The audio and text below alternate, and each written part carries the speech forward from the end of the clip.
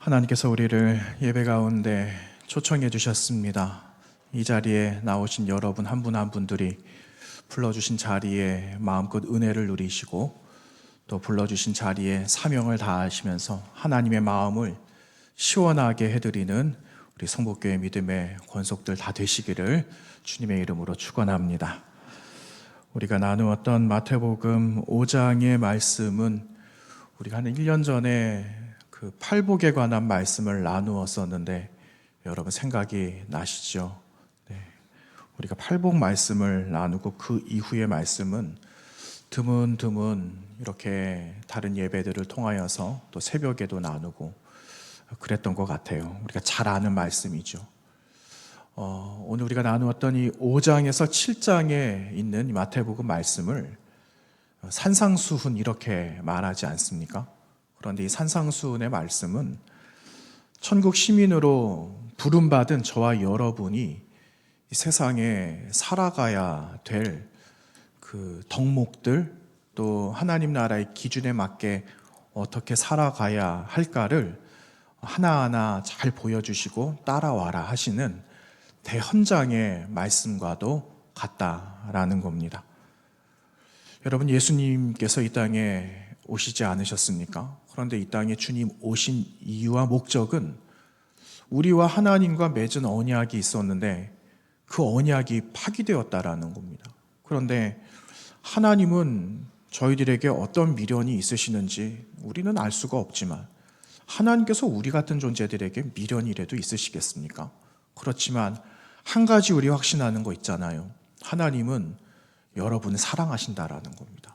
저를 사랑하시고 이 땅에 그냥 인류가 주님을 닮은 하나님의 형상을 닮은 그 존재들이 그냥 사라지기를 원치 않으시기 때문에 그 언약을 다시 맺자.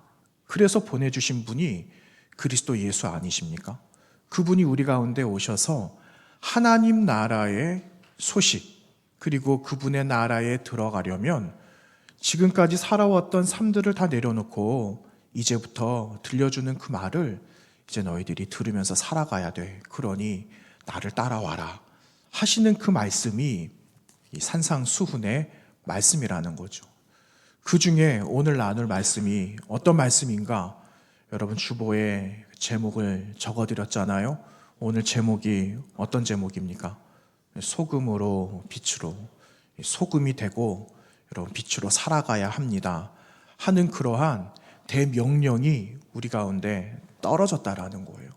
그러니까 이거를 우리는 받아서 소금처럼 살아가야 되겠죠? 빛처럼 살아가야 되겠죠?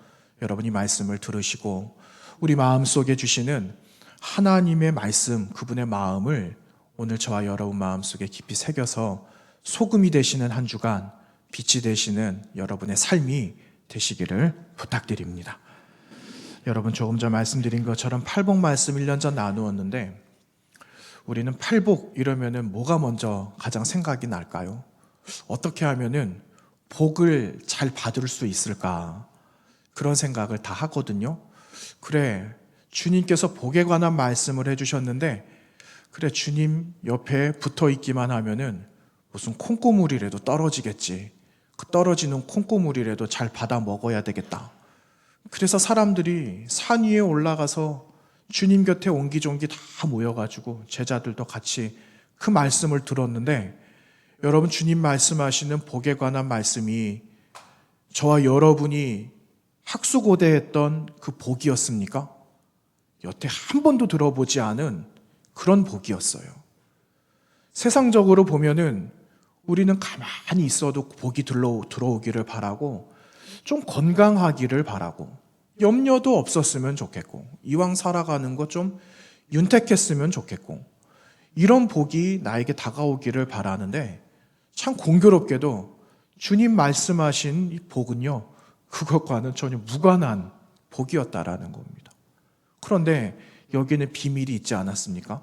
주님께서 말씀하신 8가지의 복 뿐만입니까? 복음서에 성경 곳곳에서 말씀하시는 그 복을 너희들이 누리면 그 복이 뭘까요? 하나님 나라의 대장이 되는 거예요. 하나님 나라의 주인이 되는 거죠. 너희가 그렇게 살아가면 세상하고는 비교할 수 없는 하늘이 너희 것이다. 그러니 그 복을 누려야 되는 것이 맞지 않겠어? 그러니 너희가 살아가야 되는 삶은 소금이다. 그러니까 너희들은 빛처럼 살아가야 돼. 그렇게 주님께서 우리에게 당부하고 계시는 겁니다. 여러분, 다시 한번 여러분들께 다시 한번 부탁드리는 건 소금이 되셔야 됩니다. 여러분, 빛이 되셔야 돼요. 여기에 머무르는 소금 빛이 아니라 교회 밖에서, 세상에서 소금 되고 빛이 되어야 된다는 거죠. 여러분, 오늘 우리에게 주신 이 사명, 여러분, 이 사명은 우리가 살아가는 이 땅에서 실현되어야 할 사명이다라는 것입니다. 여러분, 우리가 그리스도인들은 마지막을 향해서 살아가고 있지 않아요? 여러분이나 저나 이곳에 모인 것은 또 내일 어떻게 될지 모르는 막연한 두려움들도 있지만 어쨌든 우리는 믿음을 가지고 살아가는데 그 믿음이 성취되는 곳은 어디냐면 하나님의 나라라는 겁니다. 그 하나님의 나라를 향하여 걸어가고 있는 우리는 종말론적인 삶을 살아가고 있는 백성이기도 하지만 종말론적인 삶에만 매여서 그것만 바라보는 게 아니라 그것을 온전하게 이루기 위해서 오늘의 삶을 어떻게 살아갈 것인가를 진단해 봐야 된다는 겁니다. 오늘을 그렇게 충실하게 살아감으로 우리는 마지막에 이르게 될 하나님의 나라를 맞이하게 되는 거죠. 그 삶을 어떻게 살아가는 건가? 일상에 최선을 다하는 거예요. 일상에 집중을 하는 거죠. 매일매일에 들려주시는 말씀의 의미가 무엇인지, 말씀이 나에게 부탁하는 것이 무엇인지 그대로 살아갈 때 소금이 될 수 있고 빛이 되는 것입니다. 라고 말씀하고 있는 거예요. 그것이 온전한 율법을 이루는 거다라고 주님께서 포괄적으로 우리에게 말씀하고 있는 거죠. 여러분, 오늘 말씀에 소금이 등장을 했어요. 우리 빛이 등장을 했거든요. 그런데 여러분, 한 주간을 살아오신 모든 시간들 속에서 여러분 소금 없이 사신 적 있으셨어요? 우리가 매일매일 소금을 먹잖아요. 그런데 이 소금이 만약에 없다라고 생각해 보세요. 그러면은 단번에 우리 숟가락 내려놓을 거예요. 아무런 맛이 없으니까.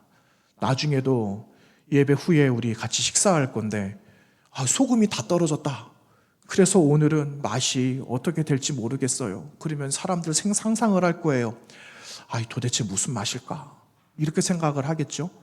여러분이 소금이라는 것은 일상 가운데도 없어야 되지만 여러분, 소금이 빠져버린 세상은 살아갈 수 없는 세상이다라는 것을 우리에게 말씀을 통하여 들려주고 있는 겁니다. 여러분, 소금이 하는 역할들이 있잖아요. 지금 말씀드린 것처럼 맛을 내기도 합니다.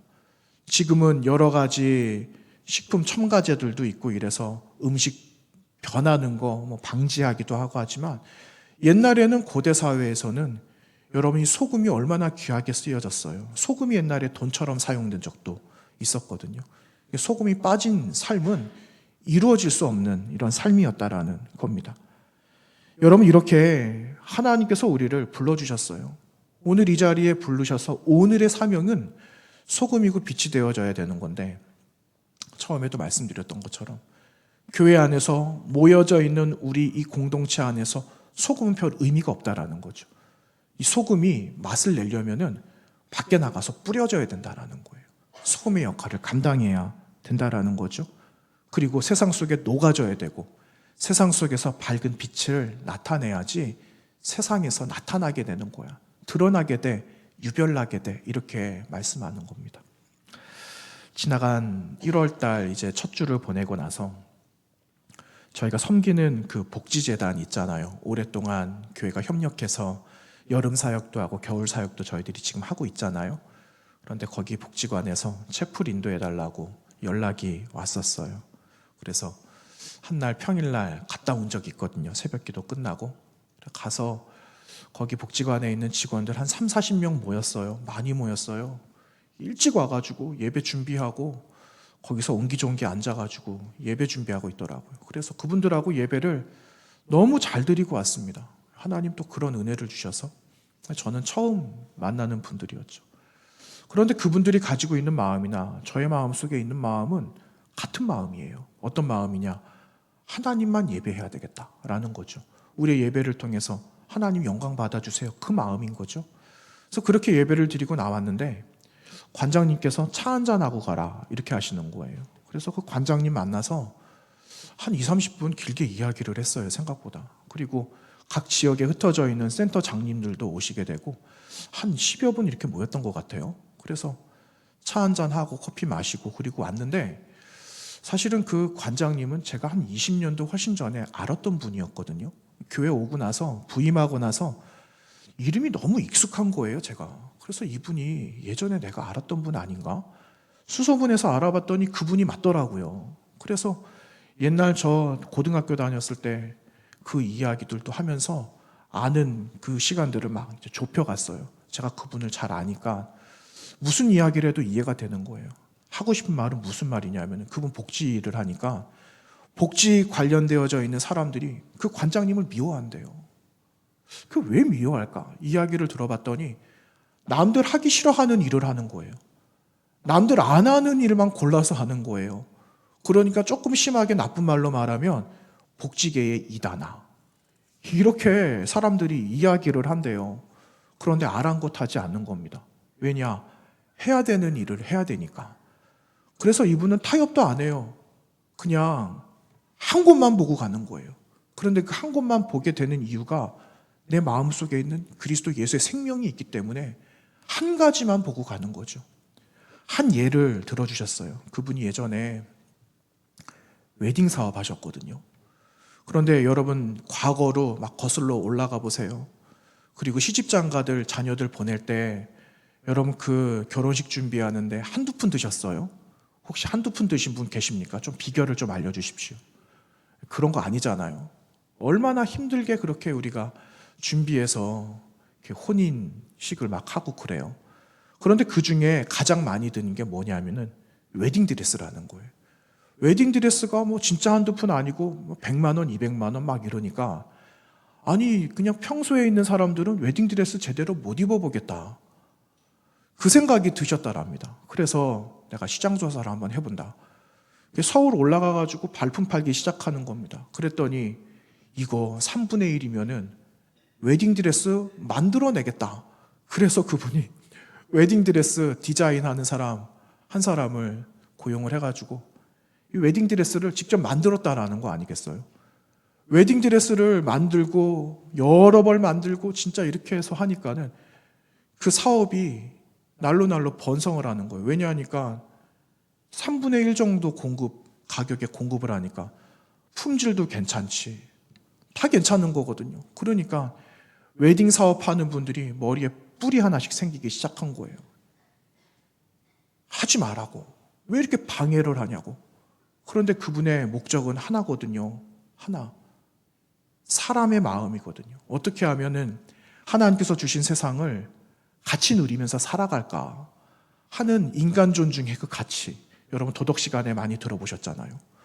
그 마음이 그분의 마음 속에 변함이 없는 거예요. 그런데 그 마음이 10년, 20년, 30년 지나서 제가 만났는데도요. 그분 그러고 계시더라니까요. 그렇게 살아가고 계셨어요. 여러분 이렇게 살아간다라는 게 얼마나 힘들어요. 하루 이틀 아니고 단순히 뭐 10년 하고 끝내는 것도 아니고 2, 30년을 정말 그렇네요.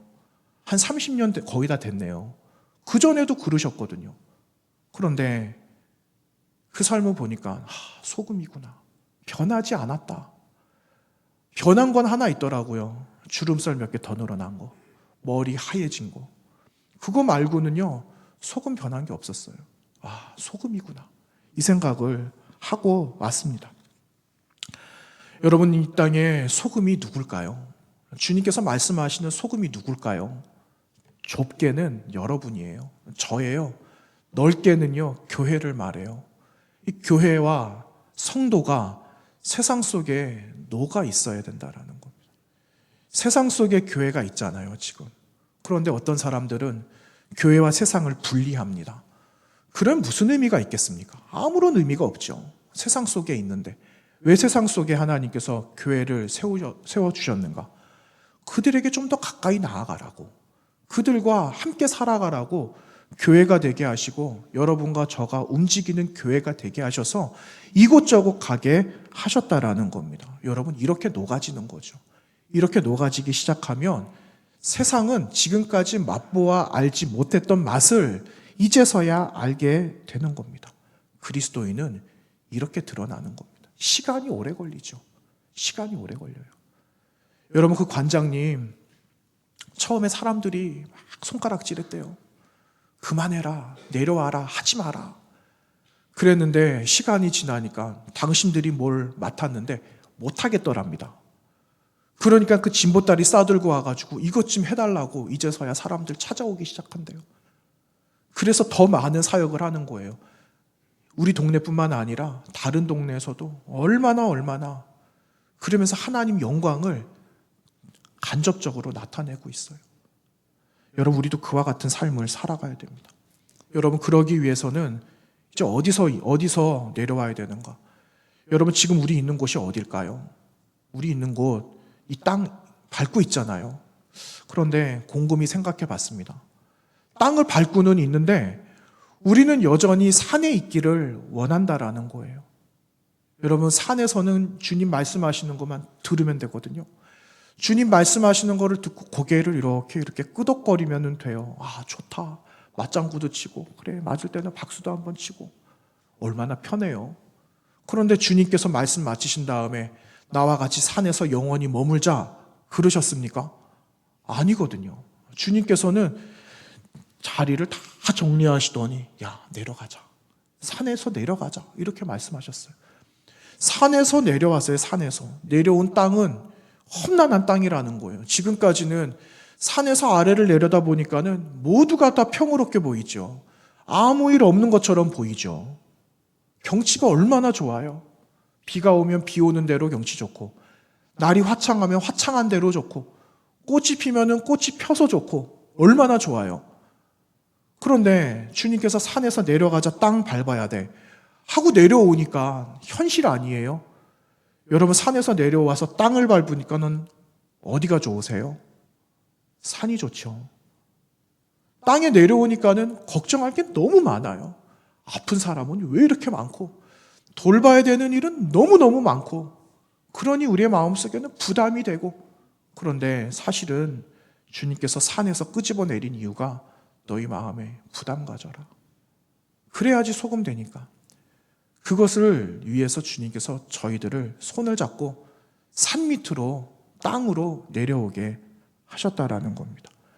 여러분, 이 세상은 자본주의로 꽉 차 있어요.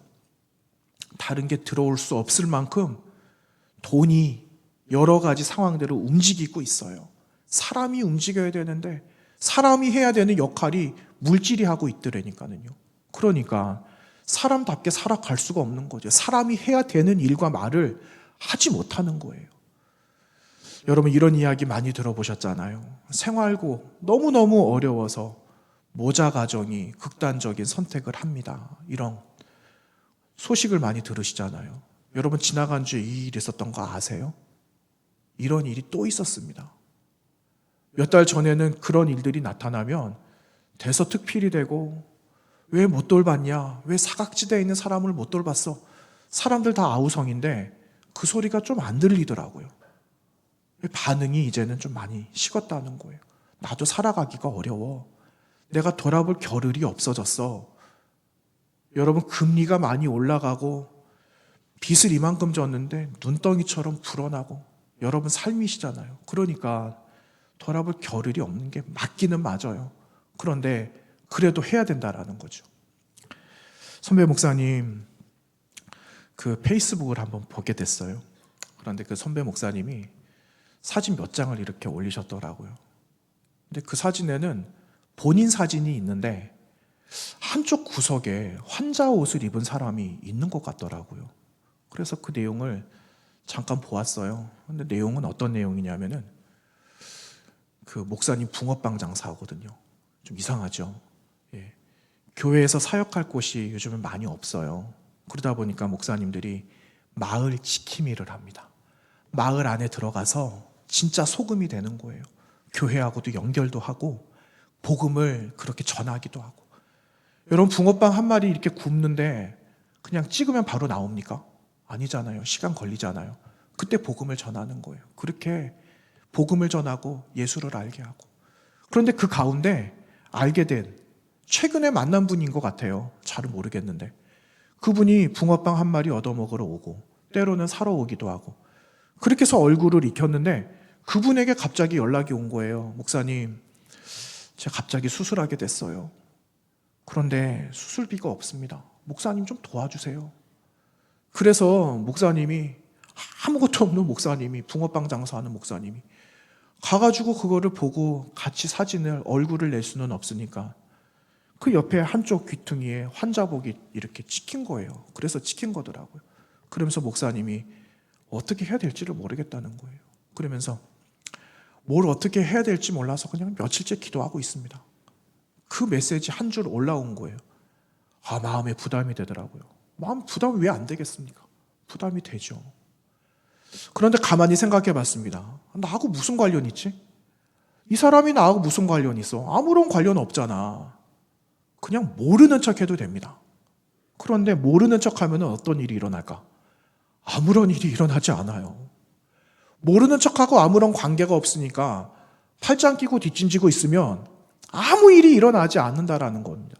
그런데 마음에 부담이 있어서 1,000원짜리 하나라도 목사님 부족하지만 같이 조금만 저도 저 마음 보탤게요. 이렇게 하기 시작하면 일이 일어난다니까요. 일이 그렇게 일어나는 거예요. 여러분, 큰 일이 일어나는 거는요, 큰 역할을 해서 나타나는 것도 있지만 작은 사람들이 모여서 큰 일을 하는 거예요. 그렇지 않습니까? 여러분 살아가 보시니까 그렇지 않던가요? 여러분 지금 터키 튀르키예 지진 나서 10,000명 넘게 사상자 났어요. 예전에 한신 대지진 생각나시죠? 그 고가도로가 옆으로 막 쓰러지고 난리 났잖아요. 그런데 한신 일본 대지진보다 더 많은 사상자가 났대요. 그런데 세계 각국에서 사람들이 보는 겁니다. 거기에 힘 있는 사람이 갔습니까? 램프를 문지르면 뭐가 튀어나오는 그거 아니잖아요. 누가 거기 갔느냐? 힘없는 사람이 갔어요. 힘없는 사람들이 가서 거기서 그 역할을 하는 겁니다. 그러니까 한 사람 한 사람 구하는 거 아니겠습니까? 드문드문하지만 사람 구하는 거 아니겠어요? 그렇게 하나님께서 우리에게 살아가라고 말씀하시는 거예요. 여러분, 소금과 빛은 그렇게 나타나는 거예요. 한 가지 중요한 건 변하지 않는 거죠. 맛이 변하지 않는 거예요. 끝까지 그 맛을 고집하고 잘 지키면 소문이 나는 거예요. 사람들이 오는 거죠. 그렇게 해서 그 역할들을 감당하는 겁니다. 여러분, 하나님께서 모세를 만나시거든요. 하나님께서 맨 처음 모세를 만나 주셨을 때 하나님께서 모세에게 무슨 말씀을 하셨습니까? 야, 모세야, 너 신발 벗어라 그러시거든요. 왜 신발을 벗으라고 주님 말씀하셨죠? 내가 선 땅은 무슨 땅이요? 거룩한 땅이다. 거룩한 땅이니까 너 신 벗어라 말씀을 하셨어요. 여러분, 그냥 말씀을 보면 그래, 거룩한 땅이라고 말씀하시니까 신발을 벗고 복종하는 게 맞지, 우리 그렇게 생각할 수 있습니다. 그런데 거룩한 땅이 된 이유가 있어요. 여러분, 그 거룩하게 된 이유가 뭐냐? 하나님이 거기에 계시니까. 하나님이 계시니까 그 땅은 거룩한 땅이라는 거예요. 여러분, 교회 안만 거룩한 게 아니죠. 교회 대문 밖에 나가도 그쪽은 거룩한 땅이에요. 왜 거룩한 땅이라고요? 하나님 계시니까. 하나님이 무소부재하시고 어디든지 계시기 때문에 하나님이 계시는 그곳에서 우리는 무엇을 하는가? 신을 벗는 겁니다. 하나님께서 너 신발 벗어라 말씀하시기 전에 내가 신발을 먼저 벗는 거죠. 그리고 기다리는 겁니다. 하나님의 말씀을 기다리는 거예요. 그분이 나에게 무슨 말을 하실지 기다리는 거죠. 그 세상 속에서 이와 같이 살아야 된다는 겁니다. 여러분, 산에서 내려와서 지금 세상 보니까 여러분 마음 둘 곳이 없으시잖아요. 마음 편하지 않잖아요. 여러분, 이러한 시대가 성경시대에도 있었어요.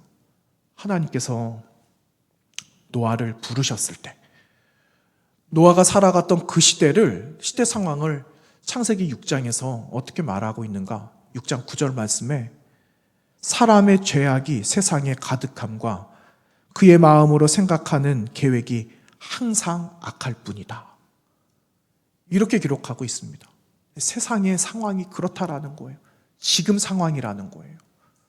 그래서 그 다음 하나님 말씀이 하나님께서 인간들을 보시고 세상을 보시면서 한숨을 지으셨다. 이렇게 말씀하고 있습니다. 한탄하셨다. 한탄하셨다. 여러분, 분위기가 너무너무 좋은데 갑자기 어느 사람이 땅이 꺼지도록 한숨을 짓는 겁니다. 그러면 여러분 괜히 마음이 불안해요. 무슨 일이 있을까? 그런데 천지를 지으신 하나님께서 한탄하셨다라고 말씀하는 거죠. 그러면 여러분, 우리는 어떻게 해야 될까요? 그런데 하나님께서 그 땅을 그럼에도 불구하고 구원하시려고, 회복시키시려고 하나님 하시지 않아요? 그때 사용된 사람이 누구냐? 노아라는 사람이었어요. 근데 그 노아에 대해서 창세기 6장 9절은 이렇게 말하고 있습니다. 노아는 의인이요 당대의 완전한 자다. 그는 하나님과 동행하였다. 이렇게 기록하고 있습니다. 여러분, 소금이 되고 빛이 된다라는 거는요, 내가 아무리 노력을 한다고 해도 할 수 없는 겁니다.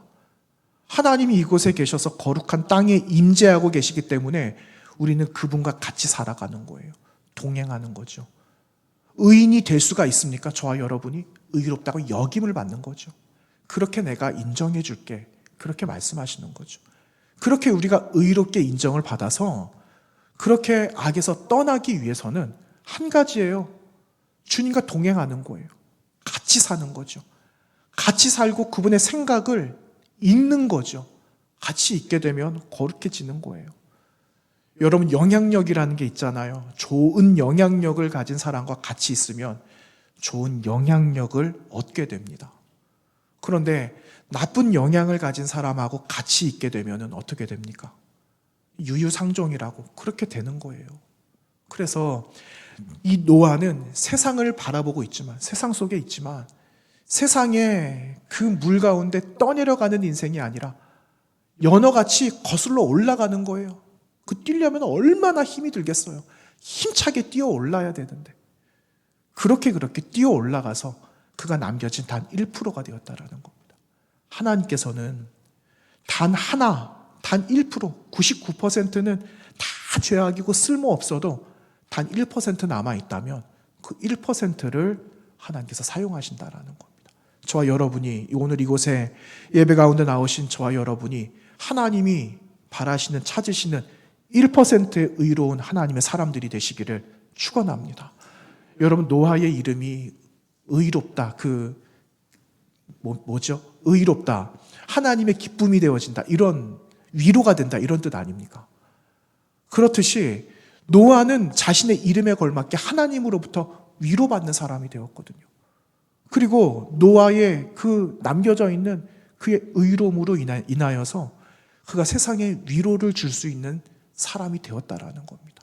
그래서 그가 남겨진 자가 되고, 남겨짐으로 인해서 오늘까지 저와 여러분이 또 예배할 수 있게 되었다라는 거죠. 여러분, 요셉이라는 사람 여러분 아시잖아요. 그런데 지금 그 요셉, 어떤 요셉을 말할까요? 구약에 나오는 요셉 말하는 게 아니고요. 오늘은 다른 요셉을 말하려고 합니다. 여러분, 이 요셉은요, 누구냐? 예수님의 아버지 요셉이에요. 그리고 마리아의 남편이죠. 엄격하게 말하면 아직 마리아의 남편은 아닙니다. 정혼한 관계지 아직 혼인은 안 올렸거든요. 그런데 이 요셉에 대해서 마태복음은 뭐라고 말하느냐? 그가 의로운 사람이다, 이렇게 말하고 있습니다. 요셉도 의로운 사람이래요.